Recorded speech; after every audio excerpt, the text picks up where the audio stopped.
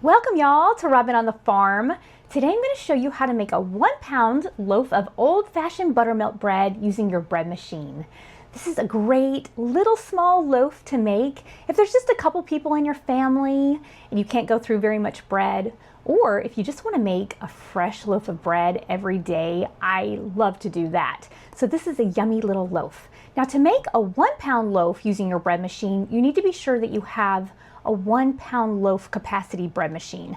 This is my little, almost like a mini Zojirushi bread machine. This is an old bread machine that I've had for years. I think I got it thrifted. So for this one, this is a 1 and a 1.5 pound bread machine, so it can make the smaller loaves. Some bread machines will only make a 1-pound loaf. Some will only make a 1.5 to a 2-pound loaf. So make sure that your bread machine can make a 1-pound loaf. But don't worry, if yours doesn't, I'm also going to leave you this recipe down in the description. There'll be a link to the printable recipe, and I'll leave you this recipe for a 1-pound loaf, a 1.5 pound loaf, and a 2-pound loaf. So you have it covered there. Okay, this is a really good, yummy buttermilk bread. To get started, I'm going to use, so this is a buttermilk bread, but I am actually going to use my buttermilk powder in this recipe because I always have this in the pantry and I don't always have fresh buttermilk in the fridge. So if you have buttermilk, you're going to use 3/4 of a cup of warm buttermilk. You want it to be about 100 to 110 degrees. If you don't have buttermilk, you can also use 3/4 of a cup of milk and add about 2 teaspoons of vinegar or lemon juice. Or if you have the buttermilk powder, this is a great recipe to use it in. So I'm going to add 3/4 of a cup of warm water. This is about 100 to 110 degrees. And in a few minutes after I add the flour, then I'm going to add the buttermilk powder. So after my water, now I'm going to add some melted butter. This is 3 tablespoons of melted butter. I just melted it on the stovetop. Now this is salted butter, but you can also use unsalted butter too. Or you can also use 3 tablespoons of any kind of oil that you'd rather use. That works just fine too. Next, I'm going to add some sugar. I'm going to use 2 tablespoons of this white sugar. You can get away with just adding about a teaspoon if you want to reduce the sugar, but it makes it really good with this sugar. So 2 tablespoons of white sugar right on in there. After that, I'm going to add my flour. This is my bread flour. I like to buy it in bulk. I buy it from a Zerr Standard, and then I buy it in 25-pound bags. One 25-pound bag will perfectly fit in this 5-gallon bucket. So I like to store my flours and my grains in these 5-gallon buckets with these great gamma lids. So for this recipe, I'm going to add 2.5 cups of bread flour. You can also use all-purpose flour. I'm using 2.5 cups of bread flour. I like bread flour. You'll get a little bit better rise, a little bit better chew than when you use all-purpose flour. And that's just because it has a higher protein content and it's better to develop your gluten. So I'm going to add this 1/2 cup. Okay, 2.5 cups right on into your bread machine loaf pan.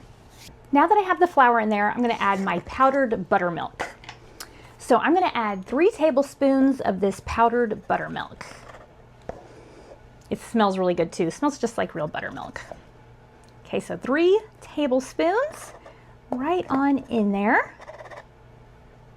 And after the buttermilk, now I'm going to add a teaspoon of salt. This is my Redmond's real salt. I use this in all of my baking, all of my cooking, and I really like it. This is an ancient fine North American sea salt. It's a beautiful pink color. So I'm adding 1 teaspoon right on in there. And after my salt, now I'm going to add the yeast. I'm going to use this SAF instant yeast, but I've also used active dry yeast in this recipe and it works just fine. You can even use the bread machine yeast if you want to. But I'm going to add 1 teaspoon.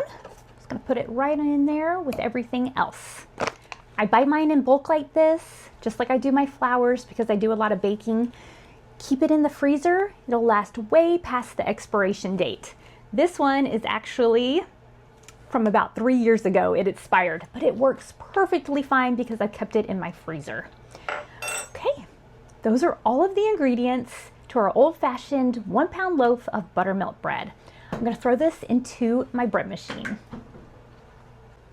I have the loaf pan into my little bread machine, and I'm going to choose a light cycle because that's just what I like, and I'm going to choose a basic white bread.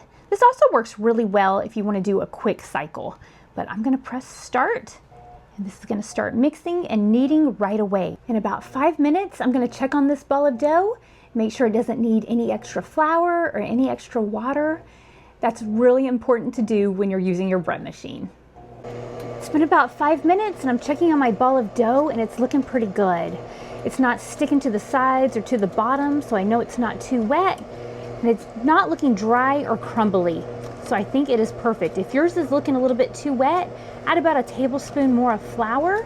If yours is looking like it's a little bit too dry, add about a tablespoon more of milk or buttermilk or water. It's looking good, so I'm going to shut the lid, and in a few hours I'm going to have a fantastic little loaf of old-fashioned buttermilk bread. My 1 pound loaf of bread machine buttermilk bread is done.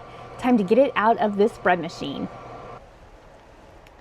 Here's my 1 pound loaf of buttermilk bread. My bread machine just went off.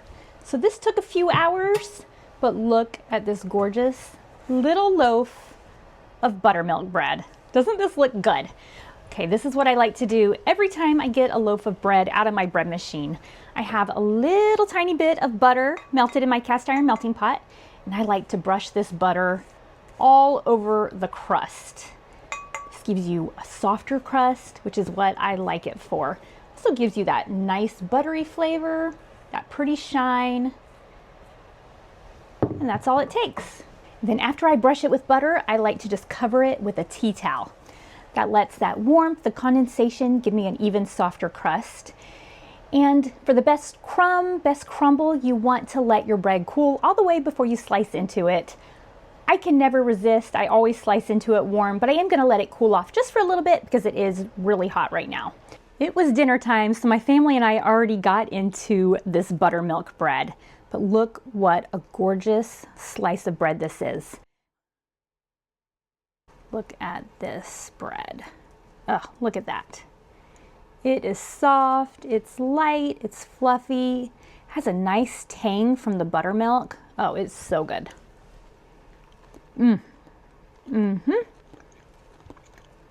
Fantastic. I'm going to leave you the printable recipe for a 1 pound loaf, a 2 pound loaf, and a 1.5 pound loaf down in the description and on my website, robinonthefarm.com. Also on my website, you can find our handmade beeswax bread bags. My daughters and I made these together, and this is how I like to store all of my breads. They also make a really great gift. Thanks so much for being here with me today. I'll see y'all next time. Robin's in the kitchen, dough beneath her hands, wheat from the fields and eggs from her land. Sunlight through the window, a warm golden glow. She's working hard to make that dough. With flour on her apron, loving each need.